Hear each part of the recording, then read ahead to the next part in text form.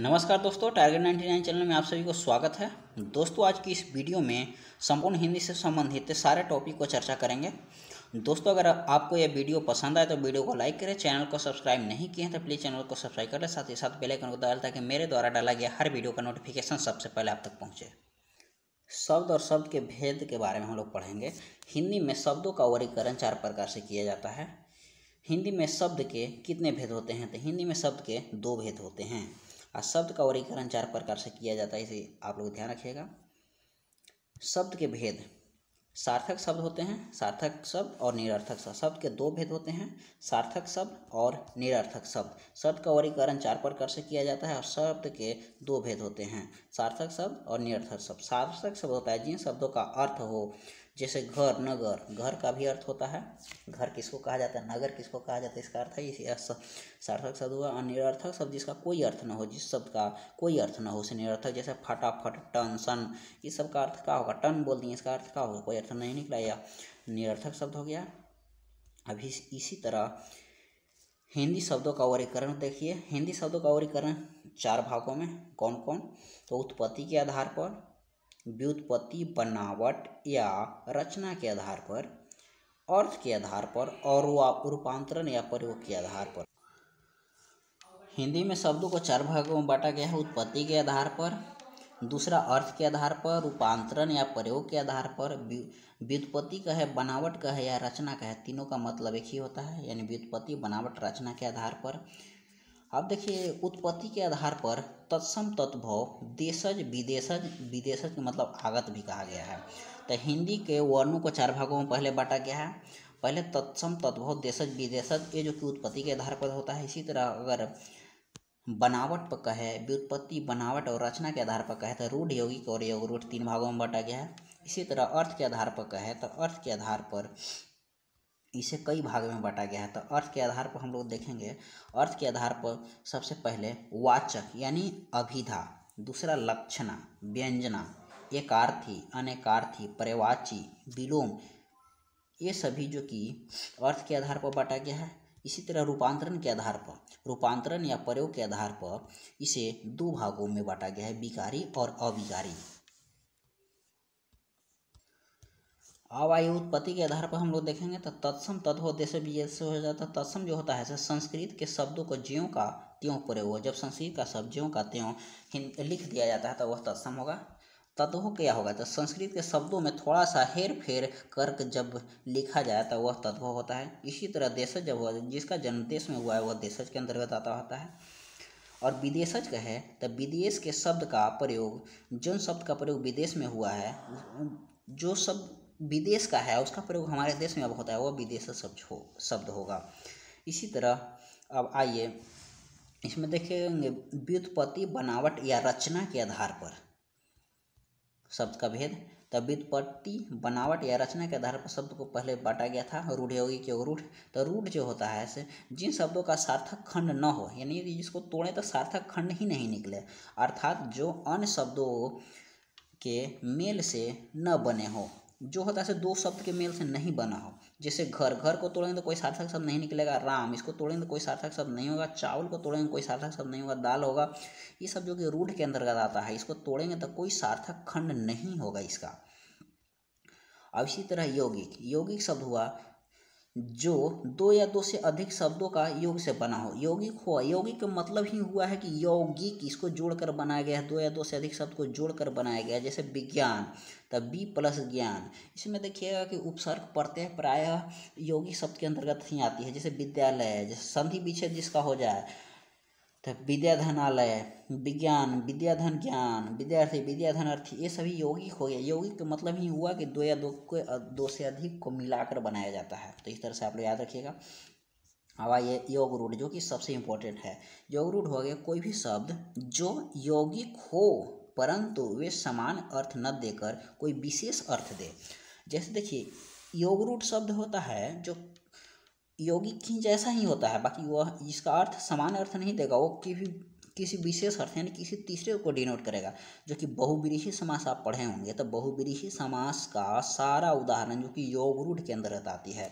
जैसे पीताम्बर, लंबोदर, नीलकंठ, दशरथ, दशानन, ये सभी जो होगा योग रूट के अंतर्गत आता है। या बहुव्रीहि समास जैसे लंबोदर हुआ, तो लंबोदर अर्थात गणेश जी को, यानी किसी तीसरे व्यक्ति को, किसी तीसरे प्राणी को, किसी तीसरे जीव को डिनोट कर रहा था, यह योग रूट के अंतर्गत आएगा। जैसे दशरथ, जिसके पास दशरथ हो, जैसे दशानन अगर कहता है अर्थात रावण को डिनोट करता है, तो यह रावण को डिनोट कर रहा है या तीसरे को डिनोट कर रहा है, यह योग रूट। तो याद रखिएगा, रूढ़ को खंड या टुकड़ा नहीं किया जा सकता। रूढ़ को अगर कोई सार्थक शब्द ही नहीं निकलेगा। यौगिक शब्द हुआ जो दो या दो से अधिक शब्दों से मिलकर बना होता है, जैसे विद्यालय, पुस्तकालय, यानी जिसका संधि विच्छेद हो, उपसर्ग और प्रत्यय जैसा जो टूटकर बने, वो यौगिक होगा। और योग रूढ़ जो होता है, जिसमें जो प्रायः बहुव्रीहि समास आता है, यह जो होता है यौगिक के शब्द ही जैसा होता है, बाकी परंतु यह सामान्य अर्थ नहीं देता, यह किसी विशेष अर्थ दे, वह योग रूढ़ होगा। तो इस तरह से आप लोग याद रख सकते हैं। देखिए, बहुव्रीहि समास के सारे उदाहरण जो होता है योग रूढ़ कहलाते हैं, तो इसको ध्यान रखिएगा। अब आइए अर्थ के आधार पर सबको हम लोग देखेंगे। तो अर्थ के आधार पर सबसे पहले वाचक यानी अभिधा, जिस शब्द का सीधा सीधा अर्थ लिया जाए, अर्थात जो शब्द का अर्थ है वही समझा जाए, जैसे यह वाचक शब्द कहलाएगा। वाचक अभिधा, अभिधा जिस शब्द का सीधा सीधा अर्थ लिया जाए, अर्थात जो शब्द लिया जाए उसका अर्थ वही समझाए, किसी दूसरे को नहीं समझाया जाए। जैसे जितना भी रूढ़ था, तो रूढ़ को हम लोग तोड़कर नहीं बना सकते थे, तो रूढ़ जो होता है वाचक शब्द के अंदर रहता है। जैसे घर, घर के मतलब सीधे वही समझेंगे, किसी दूसरा चीज़ को नहीं समझेंगे। नगर, सड़क, राम, मोहन, ये सभी वाचक यानी अभिधा शब्द होगा। जिस शब्द का सीधा सीधा अर्थ लिया जाए, अर्थात जो शब्द का अर्थ वही समझा जाए, जिसका अर्थ वही समझा जाएगा, वो वाचक शब्द कहलाएगा। अब जैसे यहाँ आया लाक्षिक यानी लक्षणा शब्द, वे शब्द जिसका सीधा अर्थ न लेकर किसी कारणवश दूसरा अर्थ लिया जाए। सीधा अर्थ, अगर सीधा अर्थ न लेकर के किसी दूसरा अर्थ लेंगे, अगर सीधा अर्थ लेंगे तो वाचक, और किसी दूसरा अर्थ लेंगे तो लाक्षणिक कहाएगा। अब जैसे देखिए, किसी मूर्ख को हम कहें कि तुम नीरे गधे हो, तो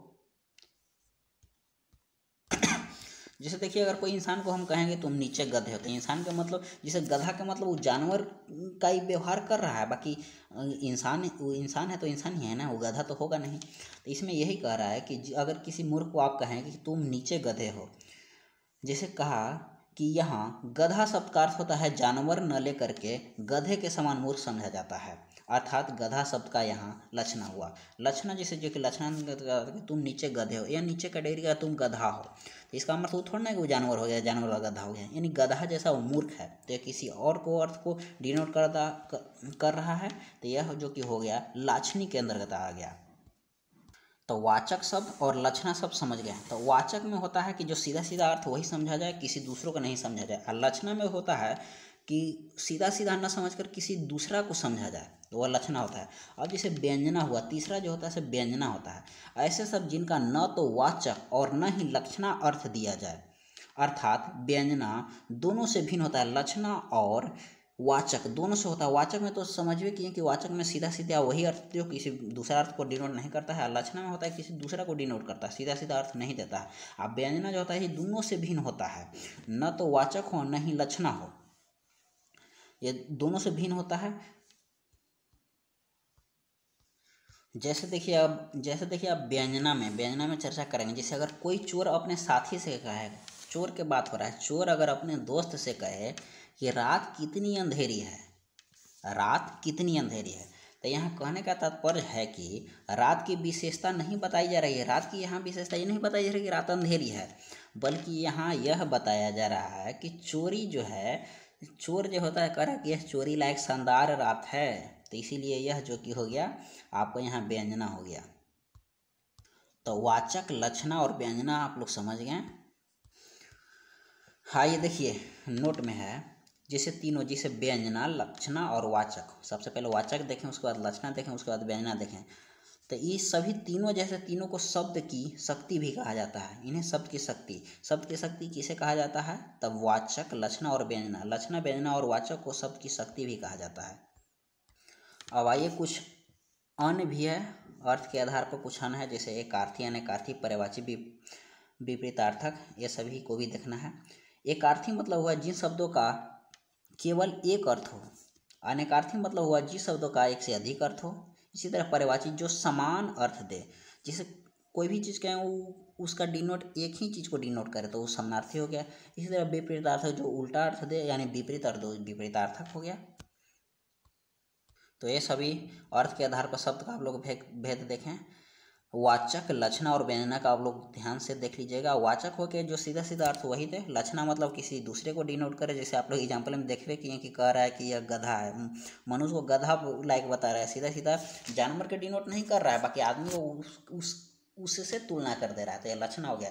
अब व्यंजना में आप लोग सीधे देखें कि यह इसमें बताया कि यह चोर अगर अपना दोस्त से बात कर रहा है कि ये देखिए ना कितना रात अंधेरा है, तो इसमें रात की विशेषता नहीं बताई जा रहा कि अंधेरी रात है। इसमें चोर जो है से अपने बारे में चर्चा करे कि चोराने लायक बहुत अच्छा रात है, तो यह जो कि व्यंजना के अंतर्गत आती है।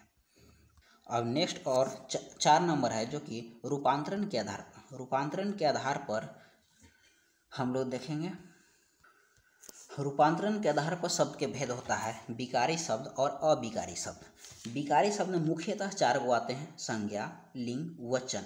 जैसे देखिए विकारी शब्द जो होता है ना उसको संज्ञा, लिंग और वचन के आधार पर मूल शब्द को रूपांतरण हो, संज्ञा, लिंग और वचन के आधार पर उसका लिंग का रूपांतरण, जैसे पुल्लिंग से स्त्रीलिंग, स्त्रीलिंग से पुल्लिंग बनाया जाएगा तो वह जो कि विकारी शब्द कहेगा। और अविकारी यही हो जाता है कि लिंग, वचन और संज्ञा के आधार पर उसका परिवर्तन ना हो।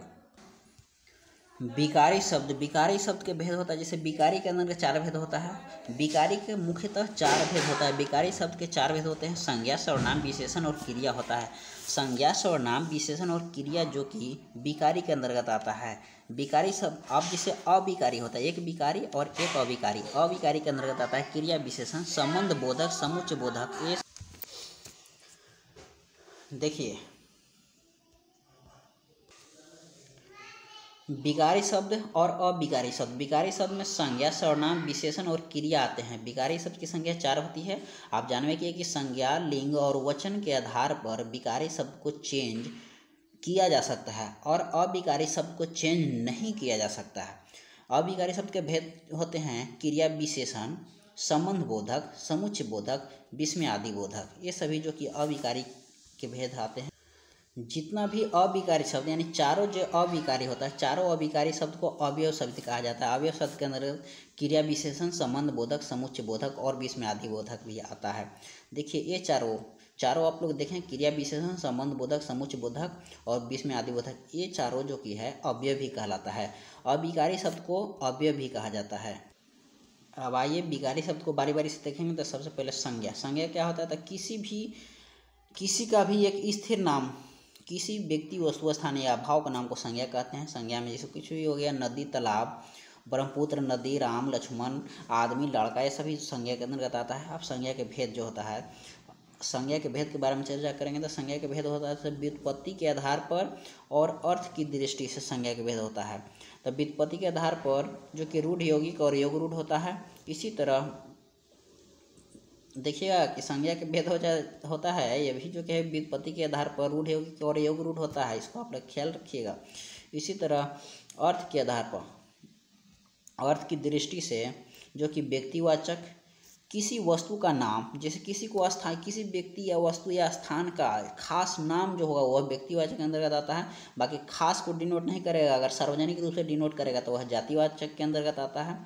अब इसी तरह द्रववाचक जो भी होता है, तो द्रववाचक संज्ञा जो होता है ऐसे पदार्थ जिससे कोई वस्तु बनी हो वह द्रव्यवाचक, जैसे सोना, चांदी, घी, धुआं, ये सब जो कि द्रव्यवाचक के अंतर्गत आती है।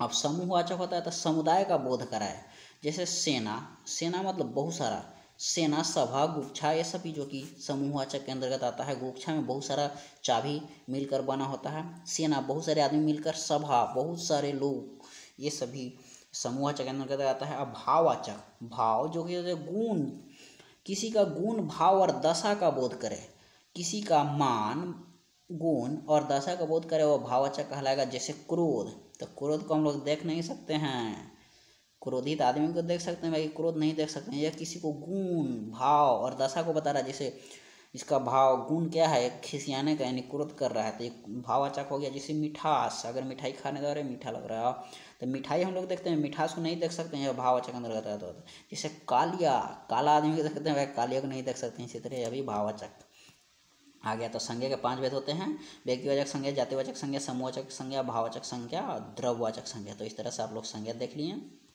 अब आइए सर्वनाम को देखेंगे। तो सर्वनाम है संज्ञा के बदले जो शब्द का प्रयोग होता है उसको सर्वनाम कहा जाता है। जैसे अगर राम के जगह पर कहें, अगर हम कह दें कि वह राम है, भले को ना दूर के कोई वस्तु कह रहे हैं कि वो राम राम राम, तो राम जो को वह प्रयोग कर दिए तो वह जो कि हो गया सर्वनाम। जैसे मैं, मैंने, तुम, वह, ये सभी जो कि सर्वनाम है। सर्वनाम के भेद के देखेंगे तो सर्वनाम के 6 भेद होता है, संज्ञा के 5 भेद और सर्वनाम के 6 भेद होता है। आप लोग देख लीजिए।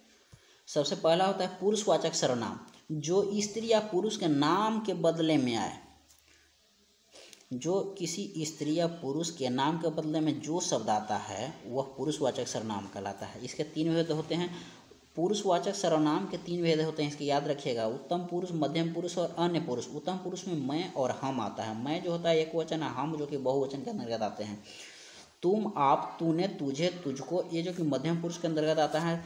तुम, आप के से और इससे जितना भी शब्द बनता है या मध्यम पुरुष। अन्य पुरुष में यह, वह, वे, जैसे इंग्लिश में ही, सी, इट और दे आता ना है अन्य पुरुष में, इसी तरह यहाँ यह, वह, वे, ए, इन, उन, उनसे, ये सभी जो कि अन्य पुरुष के अंतर्गत आते हैं। अब सेकंड है इसमें निश्चयवाचक। पुरुषवाचक के संज्ञा के 3, पुरुषवाचक सर्वनाम के 3 भेद देख लिए। अब उसके बाद निश्चयवाचक सर्वनाम देखिए, जो किसी वस्तु का निश्चयात्मक संकेत दें। यह सांप है, यह सैमा है। यह निश्चय, किसी को एकदम निश्चय माने खास चीज़ को कराए, हाँ यह वही चीज़ है, यह निश्चय का बोध कराए, वह निश्चयवाचक सर्वनाम होगा। जैसे कहेगा कि यह सांप है, तो सांपे के बारे में कह रहा है कि ये सांपे है, ये है, किसी दूसरे अनिश्चय की बात नहीं कर रहा है, निश्चय की बात कर रहा है, तो यह निश्चयवाचक सर्वनाम होगा। अब देखिए अनिश्चयवाचक सर्वनाम साथ ही साथ देख लीजिए। जैसे अनिश्चयवाचक किसी वस्तु का या वस्तु का बोध न करके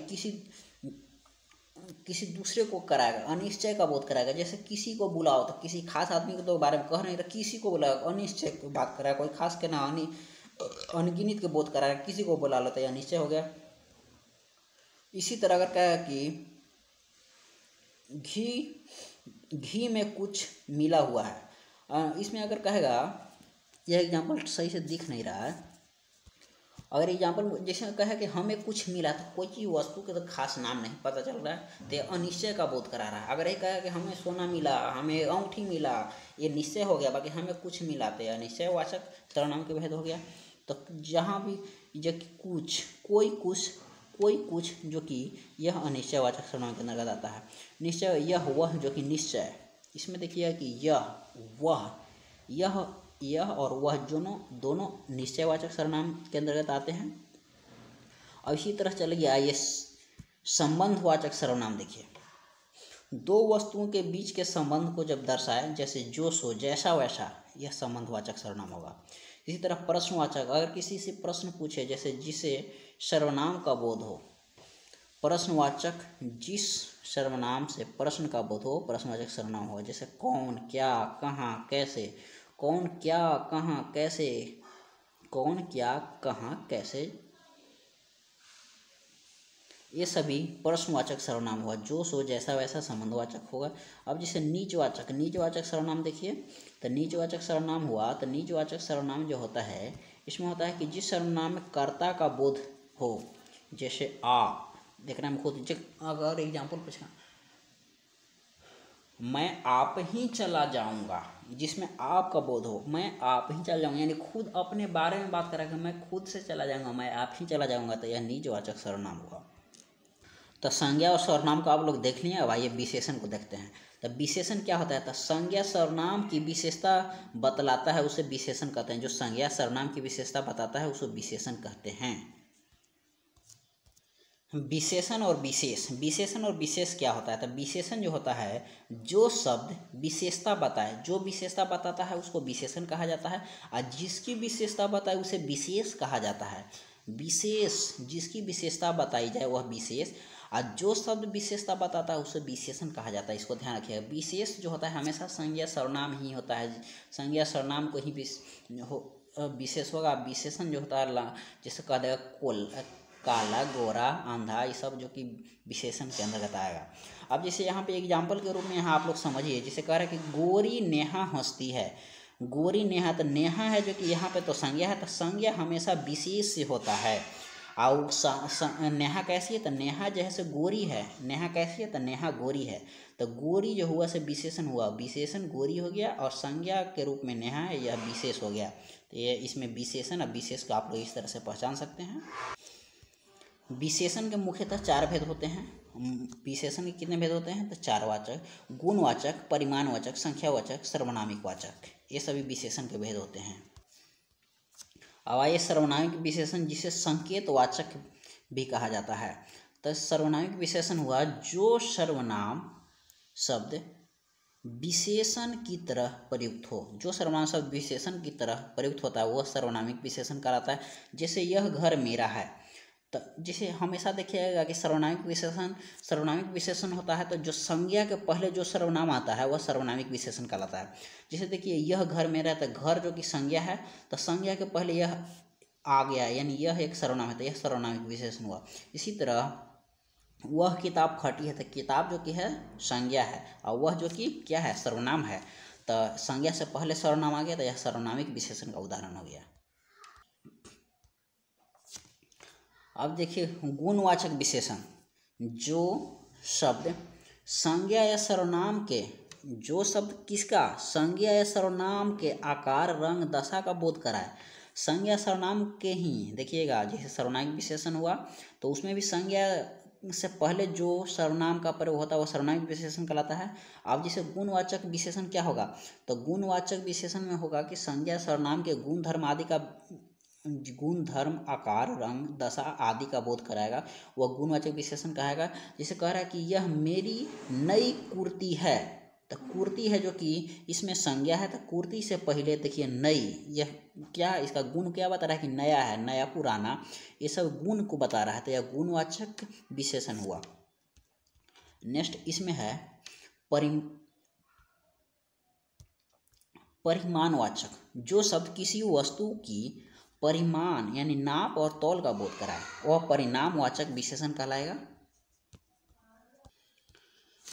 अब जैसे देखिए परिमाणवाचक विशेषण के 2 भेद होते हैं, निश्चित परिमाणवाचक विशेषण और अनिश्चित परिमाणवाचक विशेषण।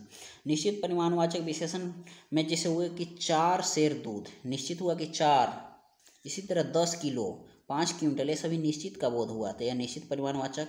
अब जैसे देखिए अनिश्चित हुआ, तो अनिश्चित में होगा बहुत घी, थोड़ी दही, अधिक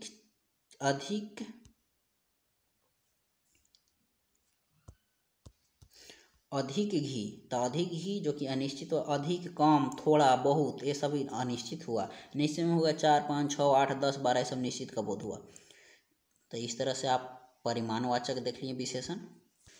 नेक्स्ट है संख्यावाचक विशेषण। संख्यावाचक जिससे वस्तु की संख्या का बोध हो, वस्तु की संख्या का बोध हो वह संख्यावाचक विशेषण हुआ। अब संख्यावाचक विशेषण में भी कई प्रकार होते हैं, तो इसको आप लोग ध्यान से देखिएगा।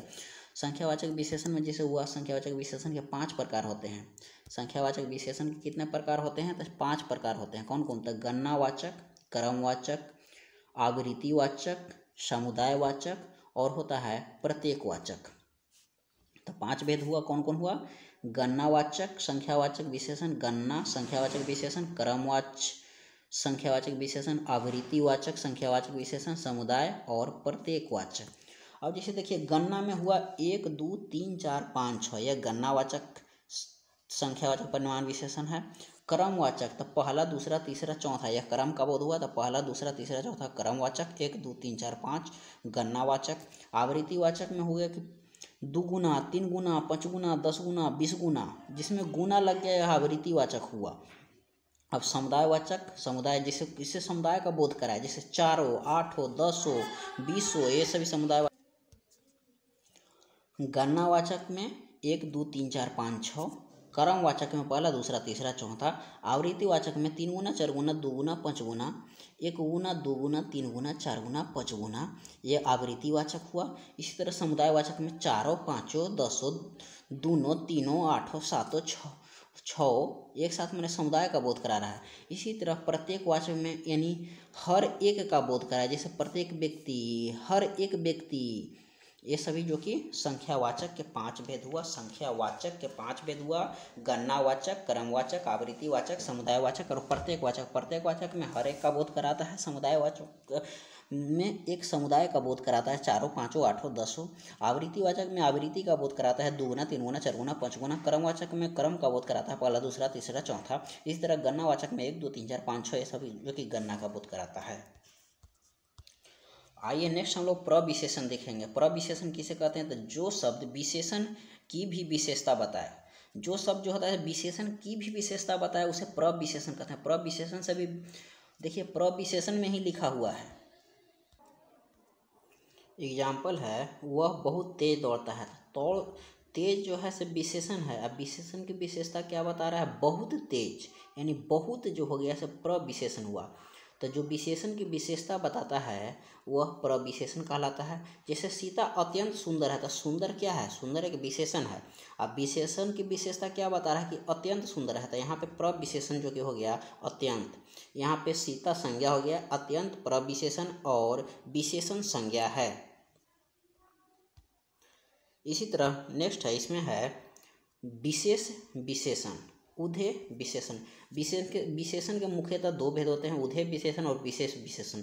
उधे विशेषण किसको कहेंगे या विशेष विशेषण किसे कहेंगे, तो उसको आइए हम लोग देखते हैं।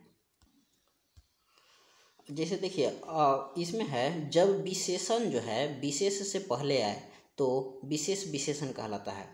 पहले विशेष आएगा विशेषण से पहले, यानी विशेष विशेषण। विशेष विशेषण, विशेष पहले आए विशेषण से, विशेष विशेषण कहलाता है। जैसे ए काला घोड़ा, जैसे काला घोड़ा दौड़ रहा है, काला घोड़ा दौड़ रहा था, घोड़ा क्या हो गया? विशेष हो गया, और काला क्या हो गया? विशेषण हो गया। विशेषण देखिए, विशेष हमेशा संज्ञा सर्वनाम की होती है, तो संज्ञा जैसे घोड़ा एक प्रकार की संज्ञा आता है, तो संज्ञा हो गया विशेष। अब विशेषण जो है से संज्ञा से पहले आ रहा है, अर्थात इसको हम लोग कहेंगे कि विशेषण जो है से विशेष से पहले आ रहा है। तो विशेषण जब विशेष से पहले आए तो इसे विशेष विशेषण कहना होगा। देखिए, आ रहा है पहले कौन? विशेषण आ रहा है। किससे पहले आ रहा है? तो विशेष से। तो इसको विशेषण विशेष न कह के विशेष विशेषण कहा जाएगा। नाम उल्टी पड़ रहा है, काम उल्टी है, नाम उल्टी है। विशेष विशेषण में विशेषण आगे आता है विशेष से, इसको सीधा इस तरह से आप याद रखिएगा। विशेष विशेषण में क्या होगा? तो विशेष क्या होगा? ये पीछे पहले आ जाएगा, विशेषण से पहले। विशेषण जो है, विशेषण जब विशेष से पहले आए तो उसे उधे विशेषण कहा जाता है। इसी तरह यह जगह सुनी जान पड़ती है, तो इसमें जो है कि विशेष जो है कि जगह, अब विशेषण हो गया सुनी, तो एक नाम में देखिए कि कौन पहले आ गया? तो विशेष पहले आ गया, विशेषण बाद में आ गया। तो जब विशेषण बाद में आए तो वहाँ पे विधेय विशेषण होगा। जब विशेषण पहले आए तो विशेष विशेषण होगा, और जब बाद में आए तो विधेय विशेषण होगा। विशेषण पर ही डिपेंड है, विशेष और विशेषण का ही मामला याद रखिएगा। जब विशेषण पहले आए तो विशेष विशेषण होगा, अगर विशेषण बाद में आए तो विधेय विशेषण होगा। अब जैसे देखिए विशेषण की अवस्था, तो विशेषण की 3 अवस्था होती है। विशेषण की कितनी अवस्था होती है? विशेषण की 3 अवस्था होती है, मूलावस्था, उत्तरावस्था और उत्तमावस्था। जैसे उच्च मूलावस्था हो गया, उच्चतर उत्तरावस्था हो गया, उच्चतम हो गया उत्तमावस्था। जिसका सिंपल सी देखिए, विशेषण के 3 भेद होते हैं, मूलावस्था, उत्तरावस्था और उत्तमावस्था। तीनों को याद रखने के लिए सिंपल सा ट्रिक है। अगर लास्ट में तम लगल रहे तो वह उत्तमावस्था होगा, तर लगल रहे तो उत्तरावस्था होगा, और कुछ ना लगा रहे तो वह मूलावस्था होगा। इसी तरह अधिक है जो कि मूल अवस्था है, यानी मूलावस्था। अधिक तर यानी तर लगा हुआ है तो यह उत्तरावस्था। अधिक तम लगा हुआ है तो यह उत्तमावस्था होगा। अब आइए नेक्स्ट देखेंगे। नेक्स्ट है क्रिया। क्रिया किसको कहते हैं? तो क्रिया का सीधा अर्थ होता है जिस शब्द से किसी काम का होना या करना समझा जाए वह क्रिया होता है। जिस शब्द से किसी वस्तु माने किसी काम का होना समझा जाए, किसी काम का होना समझा जाए वह क्रिया कहलाता है। जैसे रश्मि दौड़ना पसंद करती है, तो इसमें दौड़ना, देखिए हमेशा ना लगल रहेगा, ना जोड़ करके देखिए, दौड़ना, हंसना, रोना, पढ़ना, खेलना, ये सभी जो कि क्रिया होती है। इस तरह से आप क्रिया को आसानी से याद रख सकते हैं। अब नेक्स्ट है धातु। धातु किसे कहते हैं? जैसे देखिए जिस मूल शब्द से क्रिया बनता होता है तो वह मूल शब्द जो होता है ना, मूल शब्द को धातु कहा जाता है। मूल शब्द को ही हम लोग धातु कहते हैं। जैसे देखिए दौड़ना, तो दौड़ना में हम लोग ना हटा देंगे यानी दौड़, तो दौड़ हो गया से मूल क्रिया हो गया। जैसे क्रिया हो गया दौड़ना, तो इसमें धातु जो हो गया से दौड़ हो गया धातु। इसी तरह जाना में जा हो गया से धातु हो गया, और जाना हो गया से क्रिया हो गया। इसी तरह खाना जो क्रिया की खा है से धातु है। नेक्स्ट है धातु के भेद। धातु के मुख्यतः दो भेद होते हैं, मूल धातु, यौगिक धातु। धातु का मुख्यतः दो भेद होते हैं। धातु तो आप लोग सबसे पहले समझे। देखिए क्रिया क्या होता है, तो किसी जब जिससे किसी काम का होना समझा जाए, हंसना, रोना, गाना, खेलना, ये सभी क्रिया है। अब धातु का है तो इसमें ना को हटा दीजिए। जैसे क्रिया के मूल रूप को धातु कहा जाता है। जैसे इसमें हो गया मूल रूप, जैसे खाना में तक खा हो गया धातु, इसी तरह रोना में रो हो गया धातु, खेलना में खेल हो गया धातु।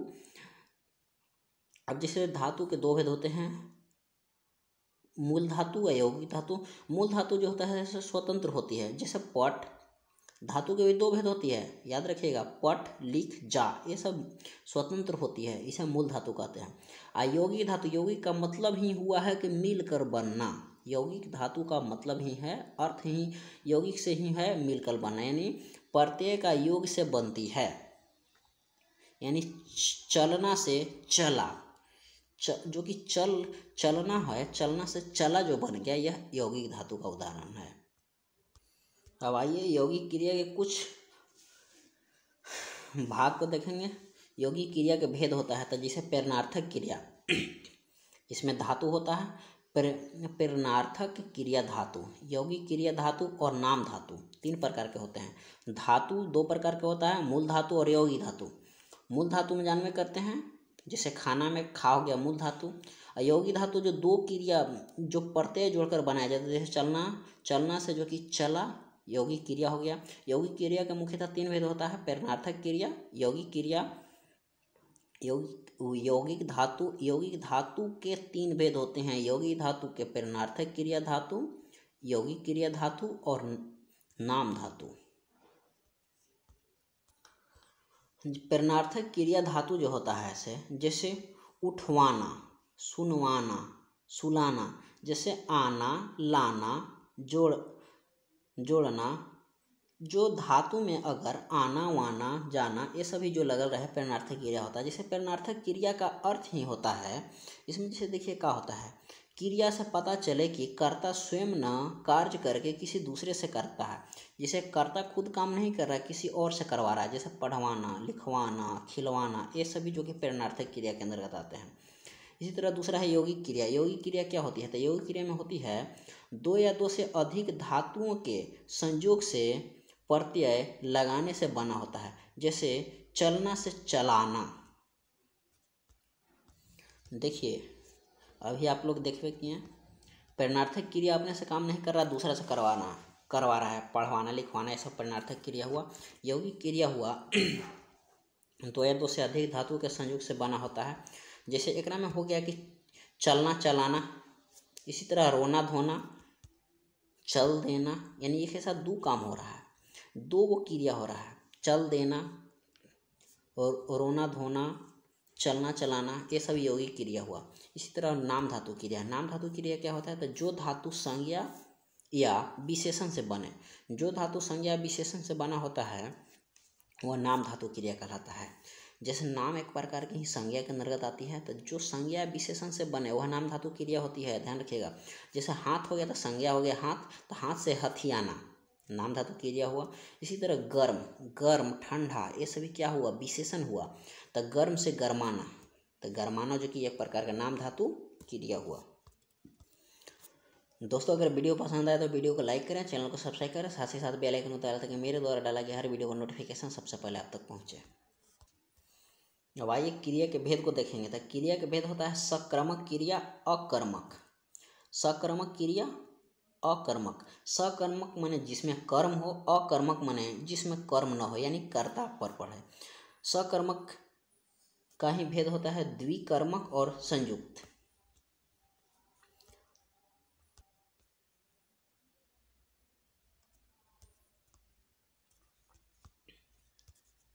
सकर्मक जैसे सीता आम खाती है, तो सीता क्या खाती है? तो आम खाती है, इसमें कर्म है। तो सकर्मक, सकर्मक यानी कर्म सहित। अकर्मक कर्म ना हो। रीता खाती है, रीता खाती है तो यह अकर्मक होगा। बाकी यही अगर है कि रीता आम खाती है तो यह सकर्मक हो जाएगा। सकर्मक के दो भेद होते हैं, द्विकर्मक और संयुक्त। यहाँ पे द्विकर्मक का उदाहरण देखिए, श्वेता ने रीना को बांसुरी दी। यह जो कि द्विकर्मक का उदाहरण है। किसको? तो रीमा को बांसुरी दी। इसमें दो कर्म के हो रही है, इसे यहाँ द्विकर्मक हुआ। अब आइए नेक्स्ट इसमें कुछ और चर्चा करेंगे। जैसे इसमें देखिए कि जिस क्रिया का फल कर्म पर पड़े तो वह सकर्मक होगा, जिस क्रिया का फल कर्ता पर पड़े वह अकर्मक होगा। जिसे इसमें देखिए क्या होता है कि सकर्मक होता है कि अगर प्रश्न पूछने पर अगर हम लोग क्या लगाएं, क्या लगाकर अगर प्रश्न पूछा जाए तो उत्तर अगर मिलता है तो सकर्मक होगा। अगर क्या लगाकर प्रश्न पूछें और उत्तर नहीं मिलता है तो वह अकर्मक होगा। इसी तरह जिस वाक्य में दो क्रिया हो वह द्विकर्मक कहलाता है, जिसमें दो क्रिया हो वह द्विकर्मक होगा। इसी तरह अब नेक्स्ट है कुछ अकर्मक या सकर्मक क्रिया भी ऐसी होती है जो पूरा अर्थ न दे। उस अर्थ को पूरा करने के लिए जो शब्द जोड़े जाते हैं उन्हें पूरक शब्द कहते हैं। यहाँ पे देखिए, यहाँ पे एक आया है पूरक। पूरक क्या होता है? तो पूरक होता है, पूरक के अर्थ से ही होता है कि पूरा करने वाला।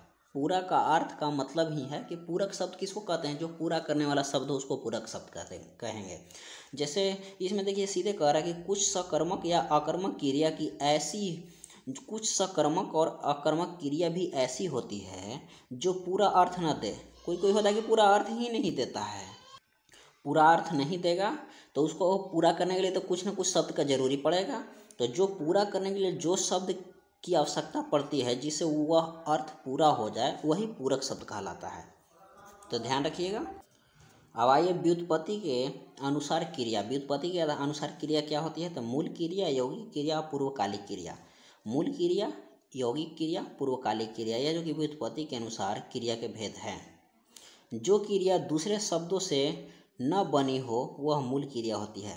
मूल क्रिया जो किसी दूसरे शब्दों से न बनी होती है वह मूल क्रिया होती है। अगर धातु का है तो क्रिया में जो क्रिया जो बनती होती है जिसमें से प्रत्यय को हटा दिया, जैसे खाना में ना को हटा दिया तो खा जो है यानी खा से बनता है, खा जो है से मूल धातु हुआ। धातु और क्रिया में आप लोग अंतर समझ में किए। धातु से मिलकर क्रिया का निर्माण होता है। अगर क्रिया में ना को हटा देंगे तो वह मूल धातु होगा। और मूल क्रिया होता है जो किसी दूसरे क्रिया से मिलकर नहीं बनी होती है वह मूल क्रिया होती है। इसी तरह नेक्स्ट है मुख्य क्रिया के साथ जो क्रिया आए। मुख्य क्रिया के साथ जो क्रिया आती है उसे सहायक क्रिया कहते हैं। जैसे था, है, हूँ, ये सभी जो आती है यह सहायक क्रिया कहलाता है। जैसे राम आम खाता है तो है आया, उसमें यह सहायक क्रिया होता है, था, हूँ, ये सभी आया, यह सहायक क्रिया होता है। जिस क्रिया का सिद्ध होना किसी दूसरे क्रिया के सिद्ध होने से पहले पाया जाए तो उसे पूर्वकालिक क्रिया कहते हैं। देखिए पूर्वकालिक क्रिया, इसमें ही अर्थ, इसका आंसर इसी में मिल जा रहा है। जैसे पूर्वकालिक क्रिया, इसमें कह रहा है कि पूर्वकालिक क्रिया जिस क्रिया का सिद्ध होना किसी दूसरे क्रिया के सिद्ध होने से पहले पाया जाए तो उसे पूर्वकालिक क्रिया। अगर कोई काम हो रहा है उससे पहले ही ये काम होने के बारे में डिनोट कर रहा है तो वह पूर्वकालिक क्रिया होगा।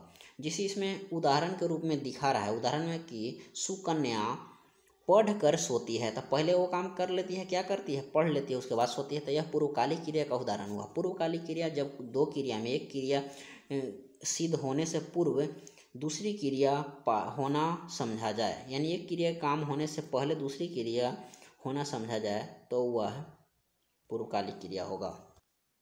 जो क्रिया दूसरे शब्दों से न बनी हो मूल क्रिया यानी मुख्य क्रिया कहा जाता है। मुख्य क्रिया के साथ जो क्रिया आए उसे सहायक क्रिया कहते हैं। मुख्य क्रिया में जैसे खाना पीना सोना या मुख्य क्रिया हुआ, था है हूँ सहायक क्रिया हुआ। और जिस क्रिया का सिद्ध होना किसी दूसरे क्रिया के सिद्ध होने से पहले पाया जाए तो वहाँ पूर्वकालिक क्रिया हुआ। पूर्वकालिक क्रिया में हो कि एक काम सिद्ध हुआ उससे पहले दूसरा क्रिया हुआ। जैसे सुकन्या पढ़कर सोती है तो सोने काम जब सोती है तो उससे पहले कौन काम कर लेती है, तो पढ़ लेने काम करती है, तो इसलिए यह पूर्वकालिक क्रिया हुआ। यानी एक क्रिया संपन्न हो गया तब उसके बाद दूसरा क्रिया हो रहा है, तो यह पूर्वकालिक क्रिया हुआ। अब आइए, क्रिया के तीन अवस्था होती है। क्रिया की कितनी अवस्था होती है? तीन अवस्था। तो तीनों अवस्था को हम लोग देखेंगे। क्रिया की तीन अवस्था कौन कौन होती है? तो सामान्य अवस्था, विधि अवस्था और संभाव्य अवस्था। क्रिया की कुल तीन अवस्था होती है, सामान्य अवस्था, विधि अवस्था और संभाव्य अवस्था। विधि अवस्था के दो भेद होते हैं, परोक्ष विधि या प्रत्यक्ष विधि। परोक्ष विधि माने भविष्य काल, और प्रत्यक्ष विधि माने वर्तमान काल। प्रत्यक्ष माने वर्तमान होता है, परोक्ष माने भविष्य होता है। इसलिए विधि अवस्था के दो टाइप होता है, परोक्ष विधि यानी भविष्य काल और प्रत्यक्ष विधि वर्तमान काल। जिस क्रिया में विधान निश्चित हो सामान्य अवस्था कहलाता है। सामान्य अवस्था किसको कहेंगे? जिस क्रिया में विधान जो होता है निश्चित होता है। जैसे अजय आया, राधा खेल रही है। जैसे राधा खेल रही है तो इसमें विधान तो निश्चित है कि हाँ खेल रही है। अजय आया, इसमें भी तो निश्चित है कि हाँ आया है। तो यह जो कि समान अवस्था की बात हो रही है, यह समान अवस्था के अंतर्गत आती है। इसी तरह अगर जिस क्रिया में प्रार्थना या प्रश्न आदि का भाव प्रकट हो, प्रार्थना का भाव प्रकट हो या प्रश्न का भाव प्रकट हो, तो वह विधि अवस्था कहलाती है। विधि अवस्था में प्रश्न और प्रार्थना की भाव प्रकट होती है। जैसे एग्जाम्पल में देखिए, हम यहाँ खेलें, हम यहाँ खेलें, इसमें क्या है? इसमें प्रश्नवाचक का बोध हो रहा है। हम यहाँ खेलें, यह जो कि प्रत्यक्ष विधि है। विधि अवस्था दो प्रकार की होती है, एक प्रत्यक्ष विधि होती है और एक परोक्ष विधि होती है। परोक्ष विधि में होता है प्रार्थना की जाती है, और प्रत्यक्ष विधि में देखिए, परोक्ष विधि में भविष्य की बात होती है, प्रत्यक्ष विधि में वर्तमान की बात होती है। आप मुझे पुस्तक दीजिएगा, यह जो कि भविष्य का बात हो रहा है, दीजिएगा, यह परोक्ष विधि है। नेक्स्ट है, जिस क्रिया से अनुमान, इच्छा, संदेह आदि का बोध हो। जिस क्रिया से अनुमान, इच्छा और संदेह ये सभी का बोध हो वह संभाव्य अवस्था कहलाती है। संभाव्य अवस्था क्या होता है? जिसमें अनुमान, इच्छा और संदेह का बोध हो। जैसे एग्जाम्पल होगा कि शायद वह कानपुर में मिल जाए, तो यह जो कि है शायद, इसमें संभावना की बात कर रहा है, इसमें अनुमान की बात कर रहा है। शायद वह कानपुर में मिल जाए, तो यह संभाव्य अवस्था हुआ। तो इसको ध्यान रखिएगा। ये सारी जो कि है कि क्रिया की अवस्था के अंतर्गत हम लोग पढ़े हैं। क्रिया की तीन अवस्था, सामान्य अवस्था, विधि अवस्था, संभाव्य अवस्था। सामान्य अवस्था और संभाव्य अवस्था और विधि अवस्था। विधि अवस्था दो प्रकार की, परोक्ष विधि या प्रत्यक्ष विधि। प्रत्यक्ष विधि में वर्तमान की बात की जाती है और परोक्ष विधि में भविष्य काल की बात की जाती है। अब आइए नेक्स्ट हम लोग अविकारी शब्द के बारे में देखेंगे। अविकारी शब्द या अवयव, अविकारी शब्द को ही अवयव कहा जाता है। अविकारी शब्द और अवयव यह चार प्रकार के होते हैं। अवयव कितने प्रकार के होते हैं? तो अवयव जो होता है चार प्रकार का होता है। पहला होता है क्रिया विशेषण अवयव। क्रिया विशेषण अवयव क्या होता है? ऐसा शब्द जो क्रिया की विशेषता बताता है। ऐसा शब्द जो क्रिया की विशेषता बताता है क्रिया विशेषण अवयव कहलाता है। क्रिया विशेषण के चार अवयव होते हैं। पहला हुआ, इसमें देखिए रीतिवाचक, रीतिवाचक क्रिया विशेषण, स्थानवाचक क्रिया विशेषण, परिमाण यानी मात्रावाचक क्रिया विशेषण और काल यानी समयवाचक क्रिया विशेषण। क्रिया विशेषण के मुख्यतः चार अवयव होते हैं, रीतिवाचक, परिमाणवाचक, स्थानवाचक और कालवाचक। देखिए, ये सभी को पहचानने का एक शॉर्टकट ट्रिक जो कि जनरली यूज होता है। जैसे अगर पहचानना हो कि समय यानी कालवाचक क्रिया विशेषण कौन है, समय यानी कालवाचक क्रिया अवयव कौन है, तो जिसमें अगर कब की भाव जगे, कब की भाव प्रकट हो तो वह काल यानी समयवाचक के अंतर्गत आती है। अगर कितना का भाव उत्पन्न हो तो वह परिमाण यानी मात्रावाचक के अंतर्गत आती है। अगर कहाँ का भाव उत्पन्न हो तो वह स्थानवाचक, और यदि काम करने की तरीका यानी जैसे कैसे, कैसे का बोध हो तो रीतिवाचक के अंतर्गत आएगा। कैसे रहे तो रीतिवाचक, कहाँ रहे तो स्थानवाचक, कितना का भाव हो तो मात्रावाचक, और कब का भाव उत्पन्न हो तो यह समय यानी कालवाचक के अंतर्गत आएगा। जिस वाक्यों में कहाँ का भाव निकले वह स्थानवाचक होता है। कहाँ का जब भी कहाँ की बात हो यानी कहाँ की भाव उत्पन्न हो तब वह स्थान की बात करता है। जैसे अब जैसे देखिए हम लोग एग्जाम्पल, सभी का एग्जाम्पल बारी बारी से देखेंगे। जैसे रमेश बहुत पढ़ता है तो किस वाक्य के अंतर्गत आएगा तो यह जो कि मात्रावाचक के अंतर्गत आता है आएगा। रमेश कितना पढ़ता है, इसको में देखिए कितना सब जोड़ करके देखिए तो रमेश कितना पढ़ता है तो रमेश बहुत पढ़ता है, तो यह जो कि मात्रावाचक के अंतर्गत आएगा।